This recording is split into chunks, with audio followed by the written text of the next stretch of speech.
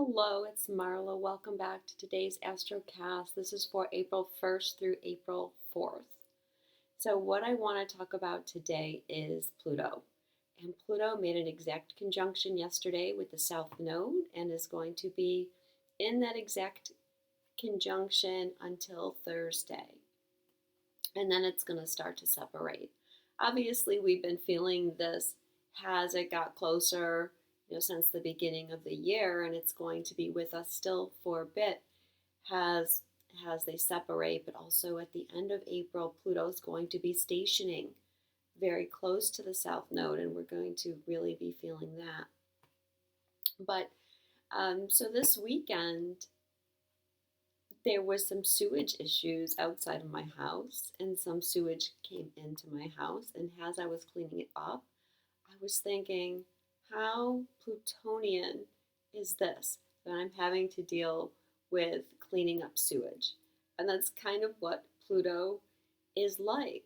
Pluto rules sewers, and Pluto is our psychology and our emotional connection to our psychological nature. So with Pluto, take everything that you don't like about yourself. What makes you feel shameful? What makes you feel guilty? What makes you feel dirty? What makes you feel deviant? What makes you feel like people aren't going to like you or people aren't going to love you if you act that way? So you better put that out of your mind. You better bury that. You better hide that. It's our secrets, our shame, our guilt. And when we have a lot of this and we don't face it, we don't look at it, our energy doesn't flow. And so we're needing this clean out, which is really like the South Node on Pluto. It's like all this stuff from the past. You've got to do something with it, or it's going to overflow. You're going to have sewage in your life if you don't kind of take care of this stuff. So this is so much of what we've been doing. If we think about Pluto another way, Pluto is our limitations. Most of the limitations that we face are psychological. Some of you may have some physical limitations, but mostly you're dealing with psychological limitations. And those limitations are stopping you from progressing on your journey. And if you think about what I just said Pluto was, your guilt, your shame, your fears, why you think people aren't going to love you. Think about all the limitations that have placed on your life. And when you're trying to ascend, you have to move through those limitations, because ascension is about becoming your true self. But how can you let yourself be your true self if you have so much fear about who you actually are inside? And the South Node obviously has a lot to do with our childhood, our early life, our past lives. And it's through our South Node that a lot of this Plutonian stuff has built up. So if you want to move forward, you've got to stop this blockage, or this stuff is going to just make itself known unchecked in your life. And that's what we call, projection, our shadow side. Pluto is also transformation, as you know. And how can you transform when you have all these limits? And if we really look at transformation, what is that? It's when we change. It's when we become something else. But how can you change if you're basically in a prison of limitations? So I know a lot of you have been feeling that, and it might get very intense for you during this week. Now, at the same time, my last Astrocast, I talked about Mercury going direct. and going direct stationing on Neptune. They're still traveling together. And now we have the moon. The moon this morning shifted into Pisces. So the moon is now more dreamy, more connected to things that might be unconscious. And he's going to be crossing, I shouldn't say he, I should say she. The moon is feminine. The moon will be crossing Venus. And then tomorrow, well, the moon actually conjuncts Venus today if you're in the Western United States, but it's going to be tomorrow for most of you or overnight. And then the moon is going to conjunct that Neptune Mercury conjunction. So some of these fears around love might be coming up.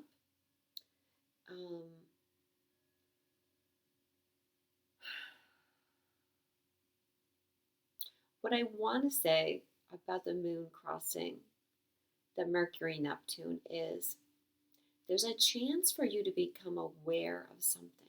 And with the moon crossing Venus too. Remember, full clarity has not come yet. And full clarity is not going to come in the next couple days. But there's going to be a realization for you, I feel, with the moon crossing these points. Remember, the moon is our subconscious. And, you know, the moon's energy and the fact that it does deal with our subconscious connects very much to this Pluto energy that we're dealing with. And what I'm getting is that it's a really good time to just listen. You've got the moon, Mercury, and Neptune in a conjunction on the same degree. And the Sabian actually has to do with a revivalist giving a speech. In a huge tent, a famous revivalist conducts his meeting with a spectacular performance. So I feel like, yeah, there's going to be some awareness of something. Your mind is speaking to you. Your spiritual side is speaking to you. They're saying that your soul wants to express something to you. You may want to do something artistic as well. That might be a way for you to get in touch with that side of yourself. But they're also saying that it's so beneficial for Mercury to be conjunct Neptune right now because that's so helping us with this Plutonic energy.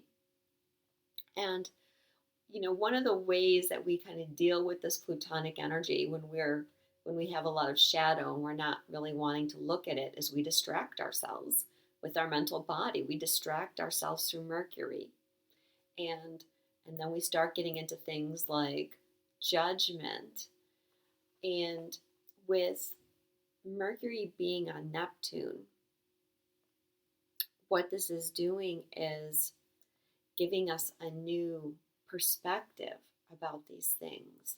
Instead of trying to avoid it through distraction or trying to criticize or judge, we're able to bring this passion to us.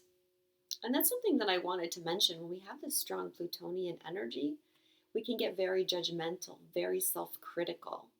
It's that little voice inside your head, or your parent's voice, or your partner's voice, or your ex's voice. Whatever they said to you that hurt you, that made you feel like you weren't worthy or you weren't good enough, or if you kept doing that, they were going to take their love away. So we can be very self-critical, very self-accusatory, and have a lot of anxiety. So Mercury and Neptune are instead bringing more of a compassionate side. We have to love all of ourselves. If we continue to shun parts of ourselves, we can't get into this state of wholeness. So instead of being self-critical, we can be compassionate and we can be accepting. And definitely a time to nurture. And with the moon in Pisces making these conjunctions, it could be an emotional time again for some of you. And then on Thursday, right before the moon is going to make a conjunction with Chiron, and that can be another emotional time. Has that conjunction also helps us get more in touch with, and let go of all of those fears, guilt, and shame that we cannot carry anymore as we move into our truth and our wholeness and what we're really being called to do in this life. I still have one more spot open for Anchor the New You, the workshop that I'm doing with Nagla El-Shemi in Plymouth, Massachusetts, May 3rd through the 5th.